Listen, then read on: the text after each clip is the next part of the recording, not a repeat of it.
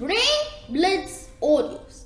Today, we will be reading the story, A Childhood in Malabar-A Memoir, which is found in English Reader for Tamil Nadu State Syllabus for Grade 6. Let's begin, shall we?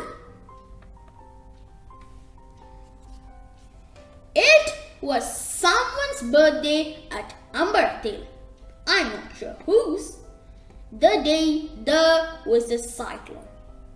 Ayrton, my elder brother, and I were invited to the feast there that day. Madhavikutty took us to the serpent shrine before lunch. We watched Meenakshi setting out turmeric, milk and bananas for the snakes. Meenakshi was a distant relative of the Ambarattil family. Being poor, she was dependent on their generosity. She was dark-skinned and middle-aged. She spent her time rushing around the house and compound, never stopping to rest, her face perpetually wearing an expression that asked for forgiveness. She had only certain trivial duties to perform, like welcoming the oracle with an offering of paddy when he came in a procession, lighting all the lamps at dusk, churning the curd and taking out the butter for the children, and drawing designs with rice batter on the door on the day of the Nira festival. There were innumerable servants to carry out all other tasks. However, the family could not have existed happily for a single day without Meenakshi. She was the only one who knew how much paddy should be boiled each time to make enough rice for the household, or how many mundus had been given to the washman, or when to give the children a purgative. "Why isn't the snake coming?" I asked. "Snakes never come out when human beings are watching, child. The black Krishna Sarpam will glide out as soon as we go away," said Meenakshi. I began to feel sleepy after lunch. Madhavikutty came back with us to Narration. Barely an hour after we got home, we heard the sound of the gale. The wind tore through the coconut palms in the southern compound with a frightening roar. The dry leaves that had collected around the pond swirled upwards belligerently. Branches shook. The seat of the swing that hung from the ilangi tree fell down. "I wonder whether it's a cyclone. The sound of it scares me," said Amama. She asked all of us to sit down in the middle room upstairs and gave us metal dice to play with. Since the light had grown dim, she lit a brass lamp as well. Mutashi called out from the tekini, the southern room downstairs. "Have you closed all the small windows, Kochu?" "I'll close them, Amme. I'll close all of them," answered Amama. We suddenly heard the sound of the rain from the southwest, like the roar of a vast crowd of people. Using all her force, Amama slammed the windows shut. Raindrops glimmered on her face. "It's not even 4, but it's pitch dark outside," said Amama. "I want to see Kuttiappu," said Madhavikutty. "She'll come by dusk," said Amama. "I want to go to Ambarattil now, this minute," said Madhavikutty. "I'll send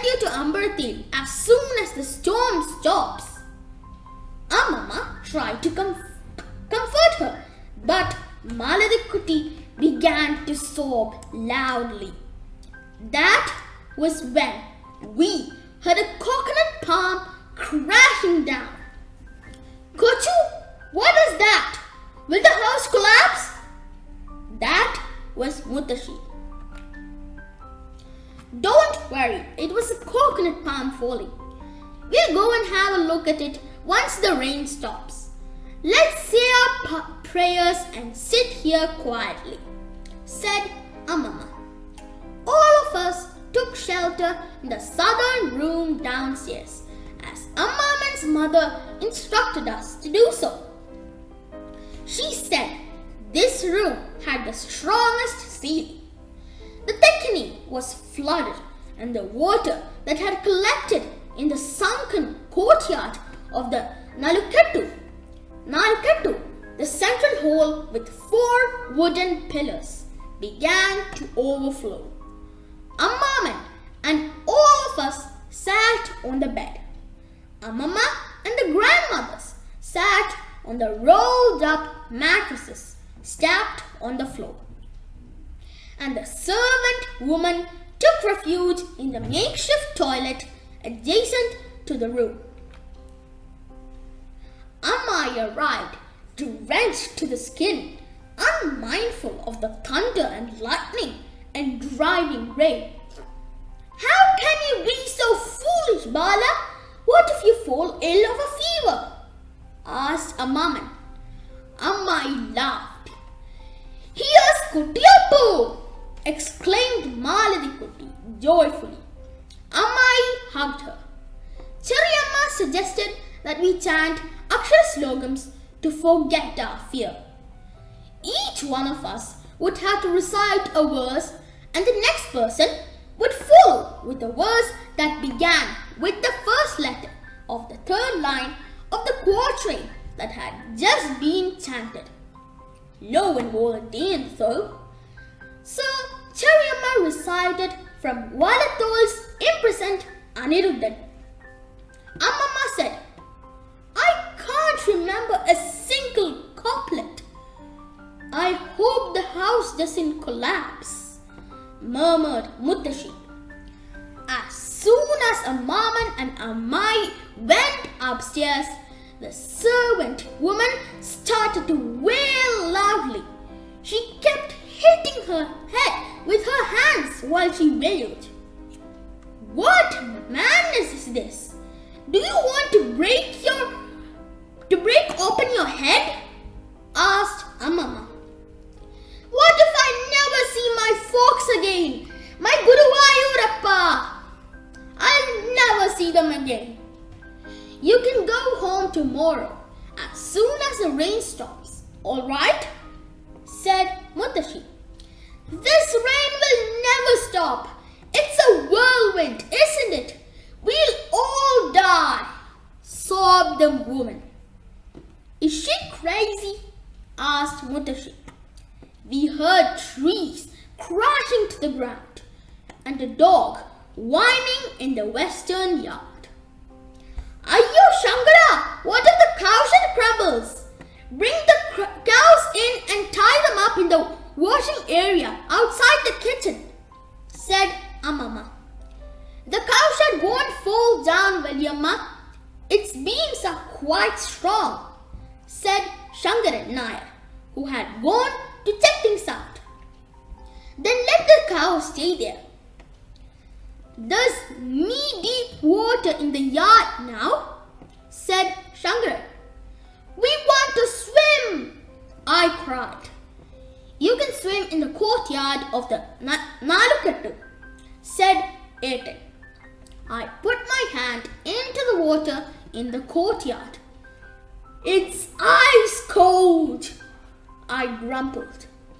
Don't play in the water, children, Amama called out loudly.